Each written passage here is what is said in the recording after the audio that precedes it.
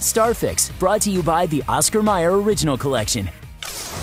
The Vince Vaughn and Owen Wilson comedy The Internship opens this weekend, and Hollywood insiders say it's already poised to be one of the biggest hits of 2005. In the film, Vaughn and Wilson play middle-aged salesmen whose careers are damaged by the changing digital landscape and decide to apply for internships at the tech giant Google. Variety says the movie has everything an audience in 2005 could want in a comedy. Jamie Ferguson is here. So Jamie, what did you think of The Internship? Oh, I loved it. I would definitely recommend it to anyone looking for a laugh-out-loud comedy 8 years ago. It has a phenomenal cast. Owen Wilson, Vince Vaughn. Yeah, both very popular in 2005. I mean, coming off the success of Wedding Crashers and Dodgeball, these two could definitely rake in cash at the box office back then. And the storyline sounds very exciting for a movie that came out in or takes place in 2005. Absolutely.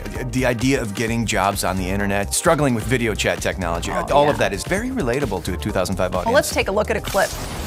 Charles Xavier?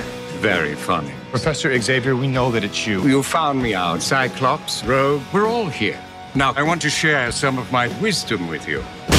Wow, an X-Men joke. Very topical a decade ago. There's even a scene where the snarky duo plays Quidditch for some reason. Well, that sounds like it would have been hilarious back when Harry Potter was big. Fans are buzzing. I haven't seen any movies or TV shows since 2005, so I think this looks hilarious. I bet they probably learned about iPods. Oh, Borat shows up. So you say worth seeing? Definitely. If you like the idea of the Wedding Crashers duo learning about the internet for the first time, then you're probably somehow stuck in the year 2005, and this movie is for you. But what about everyone else? Do you have to be in 2005 to get a lot of the jokes? I think you could still get a kick out of it in 2004 or 2006 too. Great, thanks Jamie. I certainly won't see that.